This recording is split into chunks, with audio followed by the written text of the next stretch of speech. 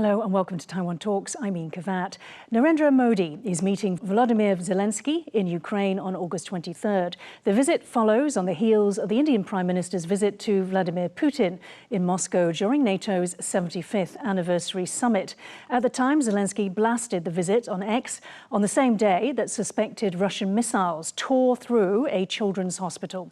He said on Twitter, "It is a huge disappointment and a devastating blow to peace efforts to see the leader of the world's largest democracy hug the world's most bloody criminal in Moscow on such a day." What will Zelenskyy achieve, and can Modi play a role in furthering peace in Ukraine? And in the same week, India and Japan held their 2+2 ministerial dialogue in New Delhi.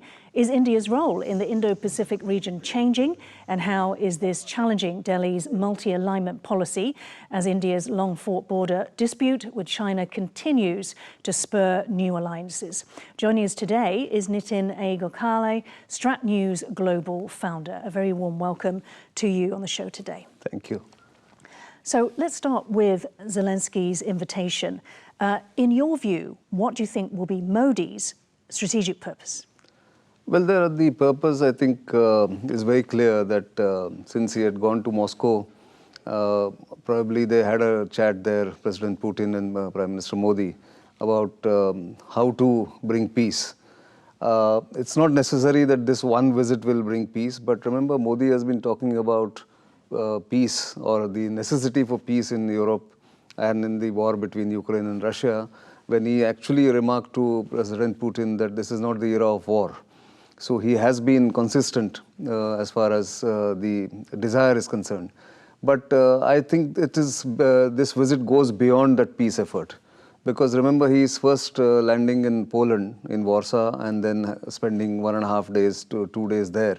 This is the first visit of an Indian Prime Minister to Poland. And Poland, in India's view, is now central to the fortunes of Central and East Europe, because it is a growing country, it is fast developing, it's got a population far beyond other European countries, and therefore that visit is also important. Of course, he will go and tell Zelenskyy what he needs to tell him, but I don't think Russia and Ukraine need any outside intervention really, or America and Russia doesn't need any outside intervention like India's. But I think this goes beyond the immediate objective of achieving peace. It goes to a larger relationship India wants to have with that part of Europe. That's where it is. Okay. So for Zelenskyy, though, do you think that this is more strategic than simply a bilateral relationship with India?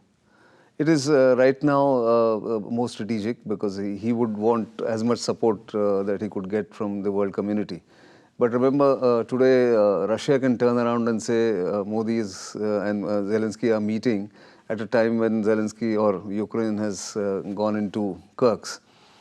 So, you know, there are other dimensions to it. So I think it's both. Like I said, in Ukraine, no prime minister has ever visited because Russia and Ukraine know each other. Indian prime minister's intervention is not needed, in my view.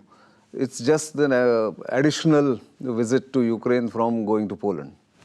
For more, my colleague Irene Cho spoke to former Indian Deputy National Security Advisor Pankaj SARAN. Let's take a look. India Prime Minister Modi is visiting Ukraine now. So why now, and how will that might affect India and Russia's relations?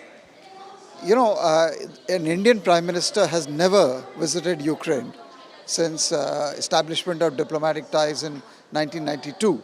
So I think it's a very historic visit in that sense. What we want to do is to build relations with both sides, which is Russia, with Ukraine. I think the attempt is going to be to contribute to reduction of tension, to stopping the war if it's possible, to getting both sides to come back to the negotiating table. If India can play a role to that end, I think it'll be good for the region, it'll be good for the world. So let us see how his discussions go in Ukraine. We can see that in the Himalayas, tensions of India and China's border are getting higher and higher. So exactly how serious is it now? Yes, I think the events of 2020 were very, very serious. They, in a sense, challenged and changed the basis for the India-China relationship. And we simply hope that the Chinese side will work with us to bring the relationship back to normal by adhering to the principles and the agreements that we signed with them on maintaining peace and tranquility on the border.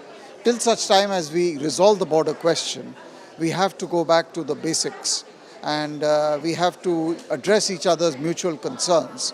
Why is China is building a super dam in the river that's Brahmaputra River? Well, it's lead to like fresh floods or like water shortage of India.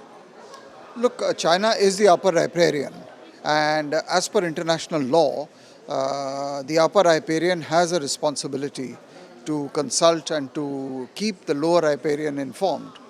So the Brahmaputra flows through many Indian states. It is a huge river, and naturally India would be concerned with any development in the upper reaches which affects the flow of water during, let's say, the lean season, which maybe leads to flooding in the monsoon, or which diverts water away from use by India. So we are watching these developments carefully to see that they do not impact on the livelihood and the people of India. Upstream of India is Tibet, which is the main source of Asia's 10 major river systems. Annexed by China in 1951, Tibet alone supplies water for approximately 20% of the world's population. Earlier, I spoke with Maroof Raza, who is author of Contested Lands, India, China and the Border Dispute, about Beijing's narrative that Tibet has always been part of China since ancient times. Until 52-54, the Chinese were not in control of Tibet. And when they tried to control Tibet militarily, on many occasions, they got thrashed pretty badly by the Tibetan monks, who beat them up and pushed the Chinese army back. Now, this was before China got access to technology, partly because of Chairman Mao's arrangement with the Russians. And that gave him weapon platforms which the Chinese were to exploit initially in the Korean War, and then to fly in aircrafts into Tibet, and the Tibetans had never seen aircrafts before. And they took control of Tibet, and through very ruthless measures, they stampeded their way into the Tibetan society. Tibet has had a long cultural tradition of its own of thousands of years. But the Chinese wanted to do away with it because Mao Zedong's desire to create a new Chinese civilization would have nothing to do with old Tibetan traditions. Also, China's claim that Tibet was always a part of China. Well, until the mid-50s, China tried hard to dominate Tibet physically, but they were not successful. In fact, historical records show that on a couple of occasions, Chinese soldiers who were beaten up came down to India in Calcutta, which is now Kolkata, and took ships back to China's eastern coast, which is close to Taiwan, and went back to gather their morale and gather their resources for another fresh attack on Tibet. Tibet was very, very well placed with natural resources. It is the source of much of the rivers in that part of the world. And I believe out of Asia's 9 or 10 major rivers, about 7 come from Tibet. So Tibet is a source of water. It's a source of mineral resources. In fact, when the Shimla conference took place in 1913-14, the Tibetan representative of the Dalai Lama came with reams and reams of evidence that Tibet was independent at its own standing, whereas The Chinese could not provide too much of documentary or historical evidence.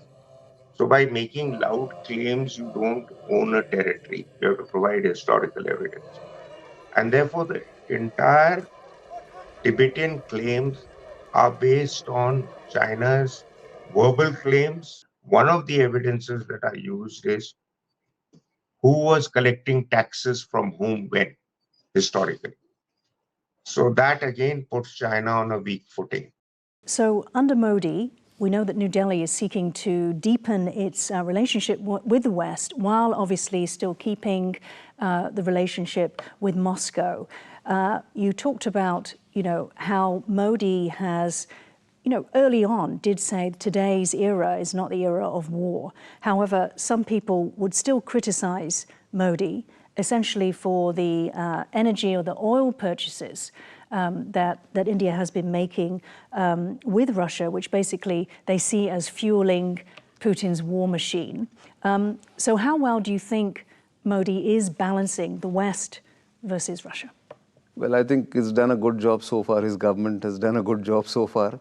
And I think this has been India's position, that Russia has been a trusted friend for years together. The West has been erratic in its approach towards India.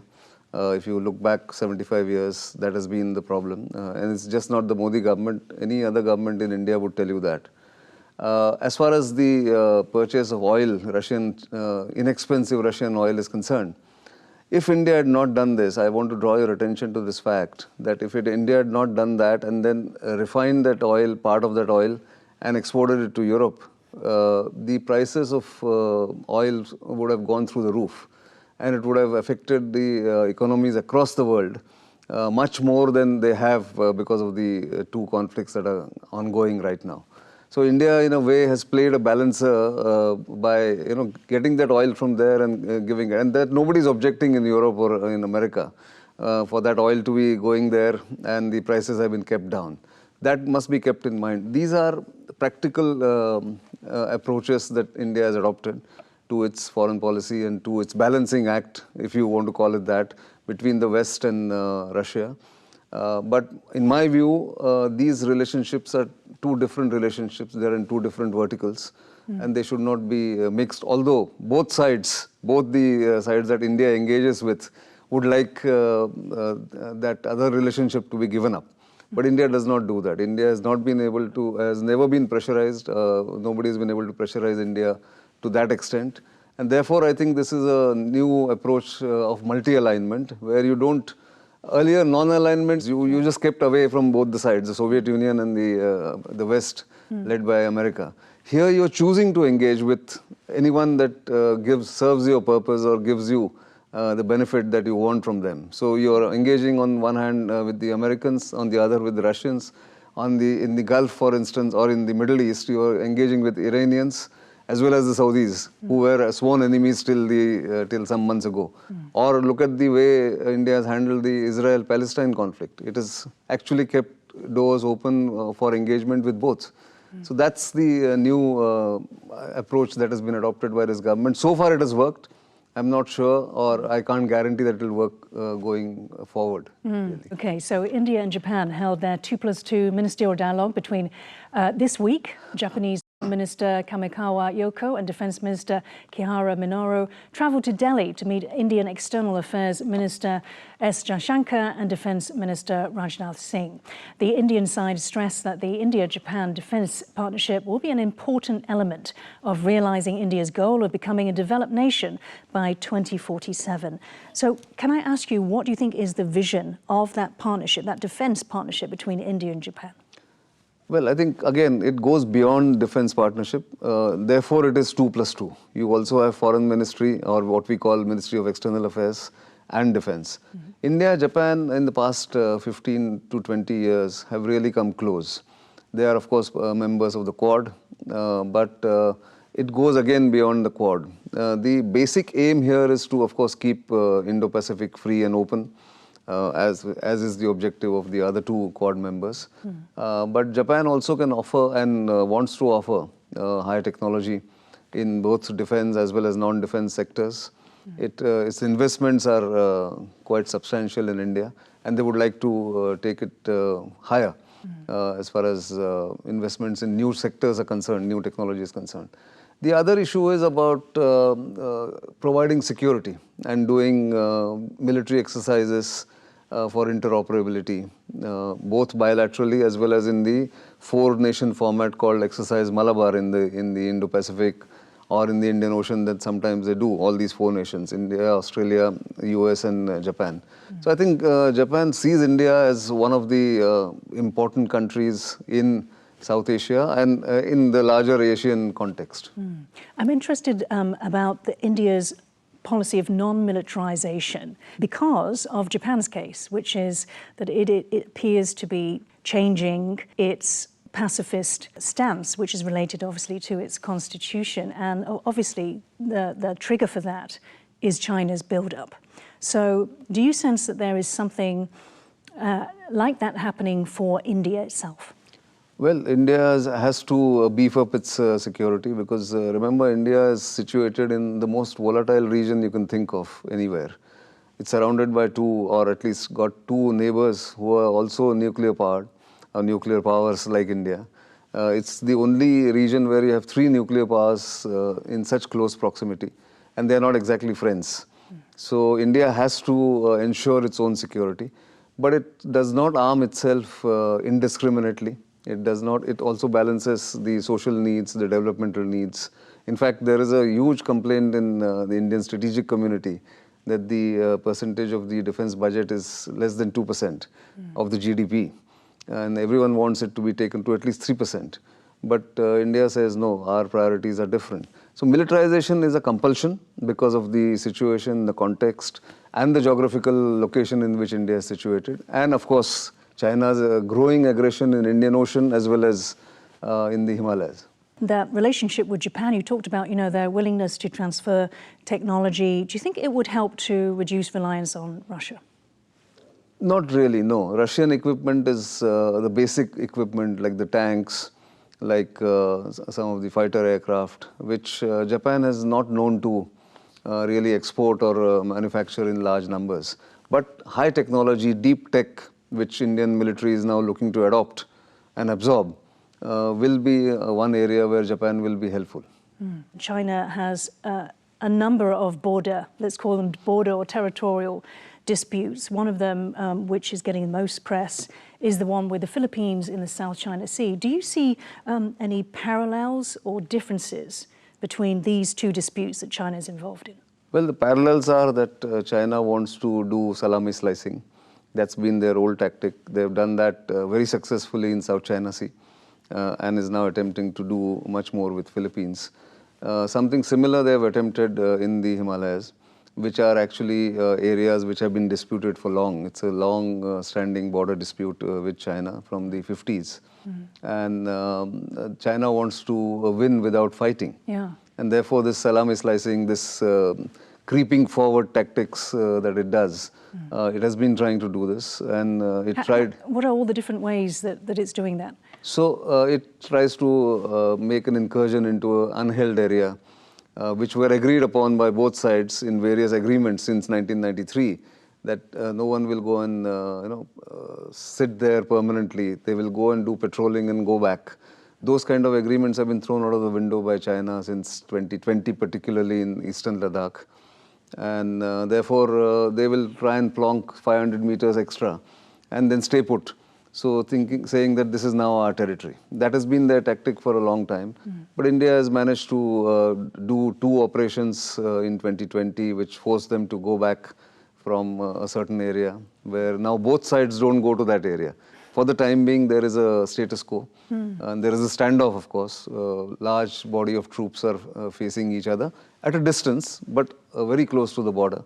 And China has been provocative, but India has held its own and shown the world that it can withstand Chinese pressure. It's a military coercion tactics. In essence, because of that stalemate, you could say things are stable. That's not the case with the dispute with the Philippines, is it? It's not, yeah. So that's a difference. You asked me parallels as well as differences. With Philippines, it is a constant, again, battle of attrition, battle of wits. that you go and ram one ship and then see what the reaction is. So the Chinese tactics, like I said, it's creeping tactics. They will do one action, then wait for reaction. If the reaction is subdued, then they'll go further. If the reaction is very violent or is the pushback is harder, they'll withdraw. That's been their tactic. And so the Philippines needs to be more assertive, more aggressive. It needs to be more assertive, but it also needs to strengthen its capabilities. And India is helping Philippines strengthen its capabilities by giving it the BrahMos missile, for instance, and is in talks with Vietnam on that. Okay. Yes, absolutely. Let's move now to China's toolbox. We all know that, having been on the receiving end, that it has a very sophisticated toolbox when it comes to waging different kinds of warfare. How would you say that it is using, hybrid warfare, the weaponization of water against India? That's one aspect of that war, hybrid war. But so far it has not used it very much. It can, like you have rightly surmised, because after all, they are the upper riparian country. India is a middle riparian country. It can, water can be stopped by building dams. They can do it. India is aware of it.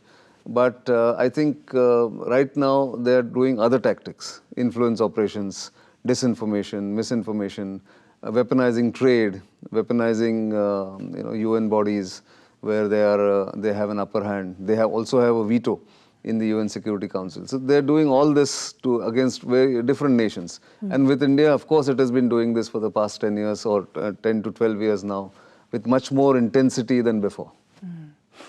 And finally, in September 2023, and this is obviously something that you have also been working on, India was studying possible responses to a potential Taiwan crisis, and it was understood that the US had quietly asked New Delhi to essentially provide its response. So from what you researched, what do you think are the most likely responses from India? I haven't got any concrete example or confirmation of this, but let's say the Indian military would study if the war against Taiwan is launched by China and the US comes in there, and if it continues beyond a week, let's say, then the US might want to ask India for replenishment of fuel for its ships, for turnaround, operational logistics, something of that kind. If it ends within 7 days, there's no requirement really, because US is self-sufficient in that respect. If it goes beyond 15 days, then does it need ammunition? Does it need munitions from India? Because it is the nearest and the only country perhaps which can supply in large numbers. I'm just giving you theoretical scenarios like that. And therefore, these things will always be studied by different militaries. The US would have done this. They would have looked at different operational turnaround bases in the region. It could be even Brunei, it could be Indonesia. So I'm just saying, in India, because we have a large coastline, we also have airfields which are near the Malacca Straits in Andaman Nicobar Islands. So maybe, those things are being studied. Not maybe, they are being studied certainly. But nobody will give you a definite plan because these are all secret plans. But that's happening, certainly. That is happening. And, let's talk about the Indian Ocean as a strategic value. China obviously is quite concerned about access through, if we can say that, and supplies through the Indian Ocean. And as a result of that, we've seen it's forging these relationships, either military or economic, yes. With many of India's neighbors. What do you think has been the most concerning in that trend? So China's predatory tactics of acquiring ports and bases, while they say it's for civilian use to begin with, there is always this possibility of being used for military objective. And therefore, that is one concern. But India is also taking countermeasures. So, for instance, India has got arrangements and agreements with Seychelles and Mauritius and Mozambique and even France for the Reunion Island, like that. So, it's a contest that has now intensified.